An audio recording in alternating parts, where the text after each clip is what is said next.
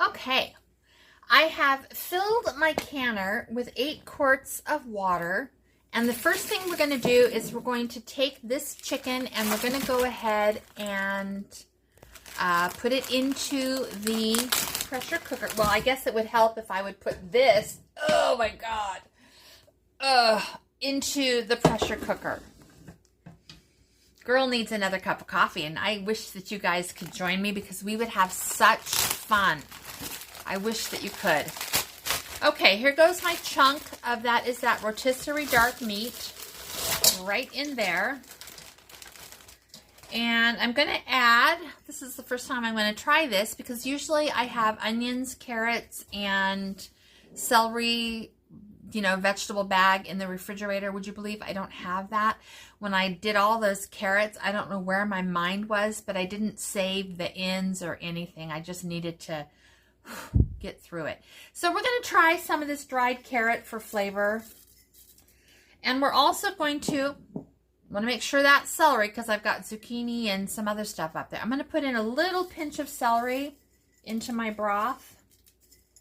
There we go. Not a lot. Just going to close her up. Turn it on. And I'm going to cook that this morning. Girl needs some muscle training. Okay, so actually we're just going to pressure cook on high. And I'm going to do it for 90 minutes, I guess. What? Lid. I love how it likes to correct me. And that just stays on airtight while it does that. Okay, so we've got that done. And I did show up my Sure Gel. I do really want to make jam this morning. My condition is in okay condition, so I might. Now, I'm not making any promises whether I will bring you along for that, make a separate video for that, or if I'll just show you the finished product here. It just really depends on how the day unfolds. Okay? All right. Ta-ta, my friends. Till next time. And at any time, this video might be the last, and I might just download it for you. All right. You guys have seen me do this in the past. I'm going to get my bananas ready for the freezer. And I used to just cut them in nice little tiny rounds. And recently I've decided why. I'm going to just cut them in bigger chunks. That's all. So I'm going to take each banana and cut it into thirds. And that should go through my Vitamix just perfectly well. These bananas look so good. I'm not going to, well, I am. Isn't that crazy? Okay, we'll put that there. And just in thirds.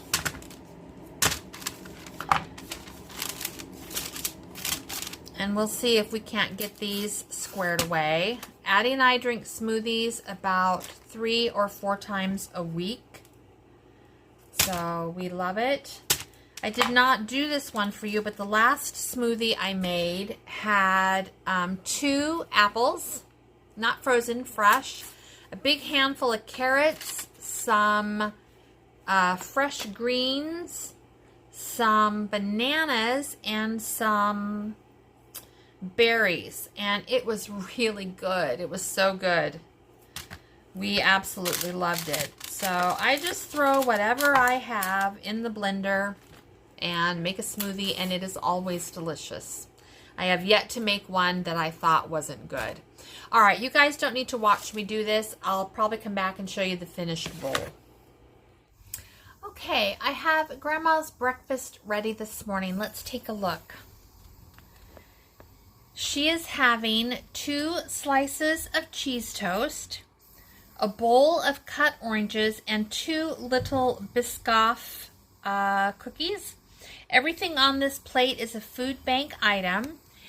And I am using those cheese slices that I got from the well to make her a quick and easy breakfast. And so that is lovely. I don't know, this might be my 3rd package I've used so far. Now, she has coffee and she has orange juice. She has her meds. I'm going to go take her this, and then she'll enjoy breakfast, and I'm going to move on to whatever project I'm going to do next. All right. Okay, I have Grandma's breakfast ready this morning. Let's take a look.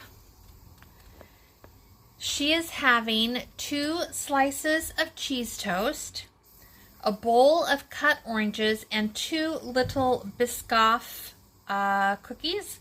Everything on this plate is a food bank item. And I am using those cheese slices that I got from the well to make her a quick and easy breakfast. And so that is lovely. I don't know, this might be my 3rd package I've used so far.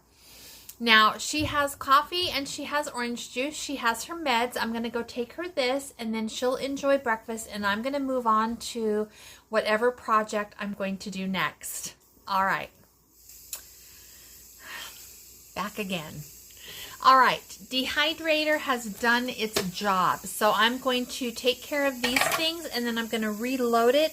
Looks like I have some mushrooms I did not use for breakfast this morning, so I'm going to go ahead and pop those in the dehydrator, and then I'm going to do another couple things of the carrots. So this is what it looks like when it comes out of the dehydrator. It's perfectly dry and gorgeous. So I think I have 3 trays of that and 1 tray of,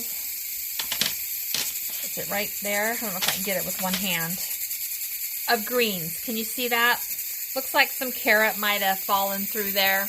We don't care. I'm just going to leave that on a towel until I can get to it, and then I will put it through the blender to do its little thing. All right, I'll be back. Okay, I have all of the carrots that I dehydrated. Let's see if I can get that to hold for you. Maybe right there. There we go. Okay, so I have all the carrots right here, and I'm just going to go ahead and add them to this jar. I know you're supposed to put it in a separate container and watch it for a week, but these are definitely dehydrated. There's no moisture whatsoever in there. Let's see if I can get it into the jar without making a colossal mess. And there we go. Perfect. Now, I have a little bit right here, but this I will just sweep off the counter, and I'll throw it into my, well, I'll wait till I'm done, but that will go to the birds. All right, the next thing I have is those 2 packages or 2 trays of greens.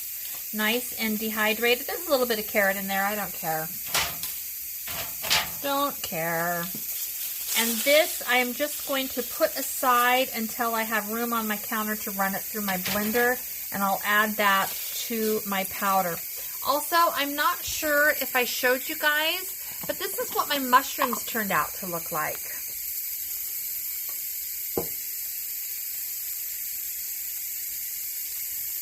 Nice and dry. You can hear that crackle when you break them in half. And I'll be using those in all sorts of things. All right. And I have 2 jars of that.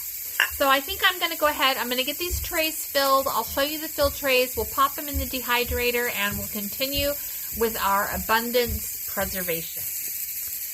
Okay, I know my counter's going. It's going to be a little bit of ambient noise that is not pleasant, but this is brief. There is 1 tray of mushrooms and the 2nd tray of mushrooms. I'm going to go ahead and put those on my dehydrator, and then I'll do the carrots. Okay, again, pressure cooker is on.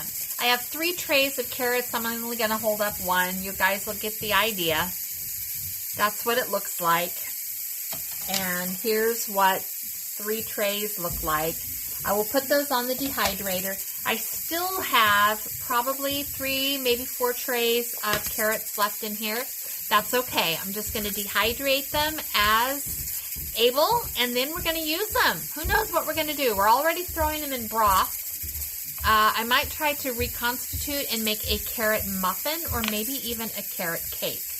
We will see. Okay, pressure canner's still going. I'm just going to make this short and sweet. You saw me get that cranberry walnut bread. I sliced it all into nice little things and put it in the refrigerator yesterday, I believe. Today, I'm going to make some toasted with butter and peanut butter, and Grandma's going to have 1 slice too. I just went and asked her, and she said yes. All right. And here you have it, cranberry walnut bread with butter and peanut butter for breakfast for me. All right, people, we made it through the day. It is 8:39 p.m. I have one more project to finish up, but let me show you where I'm at right now. So this morning I left you off and I said that I was going to make rhubarb blueberry syrup, and I did. So here's the syrup. I made 9 half pints of rhubarb blueberry syrup, and it's all right here on my cooling table. And then I made 4, can I pick this up? Yeah. I made 4 quarts of chicken stock with those dark meat chicken that I got. Took the meat off the bones. Grandma will eat that. But here is the chicken stock. I made 4 of these. And then I took all those bones and popped them back into my pressure cooker for hours. And this is very hot. So let me be careful. Here we go. And I call it bone broth. I don't know what you guys would call it, but it's just a really milky broth. I have done this before and been very happy with the taste and texture of it in my soups. Of course, I don't season anything before I can it. I can it when I season it when I dump it in whatever it is I'm making, and I go from there. So I have 3 quarts in here, and we'll go ahead and add this one, and then when I'm done with you guys, I'll set the timer and get that started. So lid locked, it's on exhaust, it should be ready. I'll do that in a minute. So that's really all that can I show you this part too? Can you see all my cans? You probably can't, but here's all of my little rhubarb blueberry syrups, and back here are 4 of the chicken stock. So we got a lot done today. All right, it is Thursday, the 23rd of May, and I am in the middle of a couple of projects. I feel like I have something like brownie mix right there on my lip. Maybe not. Brownie mix? Why do you have brownie mix on your lip? Well, I've been making brownies this morning. So right down here, I have a bowl of brownie batter, and I made a double batch, so I used 2 of the jars that you and I made together last winter. Those are my last jars, so I am going to have to mix up a little more brownie mix. I am going to bake it in this pan because that's what I have, and get those baked. And I am baking some goodies for the guy who lives around the corner. He is an Army veteran, and he is going on a road trip that he takes every year with a group of men that he served with. And they go down and they visit in the state of Washington the members of their, and I don't have the right words, you guys, so I don't know if I'm saying it right, but they go down and visit the men that they served with that did not make it home. In whatever group that he served with, I have no idea. So, because I am always partial to military people, my dad was a recon Marine. You hear me say that all the time. And all of my uncles were Navy men. My brothers were both Air Force and Army men. So, and I have an aunt and a cousin, female, who also served. And my aunt, I can't remember. She's going to shoot me. I want to say that she was Army and my cousin was also Army, but I could be wrong. So anyway, I am baking some cookies for his road trip. So yesterday I made some peanut butter cookies. Today I have some browned butter chocolate chip cookie dough that is quite hard yet. I'm waiting for that to thaw out, and then I will roll that up and make bake those cookies. But I am going to make these brownies. So this is so easy. I'm just bringing you for this tiny little clip here. I'll go ahead and do this because you're right here. So I'm going to use my Hebrew, apparently. cooking spray. We don't care where it's from. We're just going to use it. There we go. And then let me get a spatula. And we'll get this into the oven. Now, I did not add the chocolate chips to this because I'm out of chocolate chips. Can you believe it? I usually buy a bag of chocolate chips from Costco once or twice a year, and it seems to last me forever. But I guess forever has come and gone because I have no chocolate chips. Okay, that's all right. This will be good. All right, so we're going to make a nice big pan of brownies. I'll stick that in the oven, and we'll check it in about 40 minutes. All right, I've got a number of other things I need to do today. If I can bring you little snippets, I will. All right, my brownies are in the oven, and they have about maybe 20 minutes to go. So I took a moment and decided to go ahead and do the brownie jars. And my lids, I don't have enough lids, so I just took parchment paper, wrote brownie mix 524, and screwed a band on. So here's 2. You're gonna have to trust me. 3 and 4. All right, so I made 4 pints of brownie mix. I love those because a single jar makes a 9x9 pan, and that is perfect for my size family. I used my last 2 to make a bigger batch because that's going with my friend.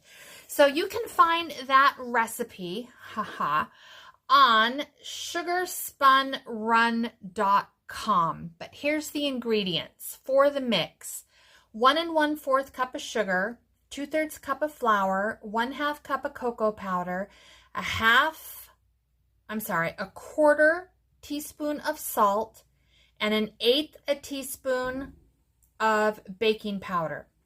So that's what goes in your dry mix. When you're ready to bake it, you will add a cube of melted butter, 2 eggs, a teaspoon of vanilla, and 1/2 cup of chocolate chips if you have them, or walnuts or whatever you want to put in it.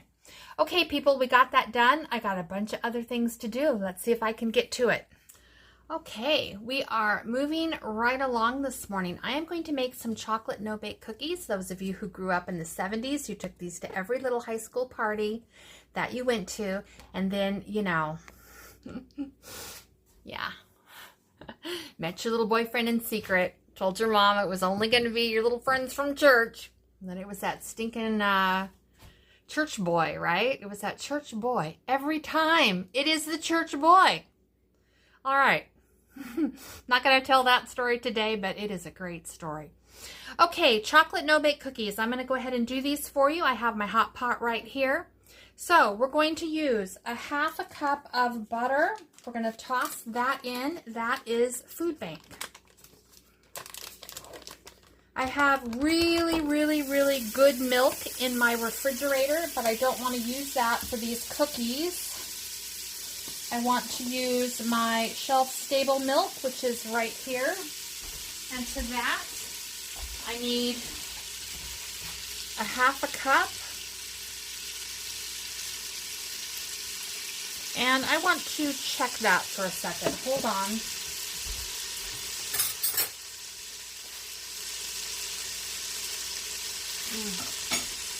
Perfect. It's room temperature, but it tastes like beautiful milk. So a 1/2 cup of milk right here. Can you guys see right there? It's a little bit wobbly, but I think we can make do. Then we're going to add 1 3/4 cup of sugar, and I can't remember the cocoa, but I'll put it in the recipe for you. Okay, there we go. That we're going to bring up to a boil.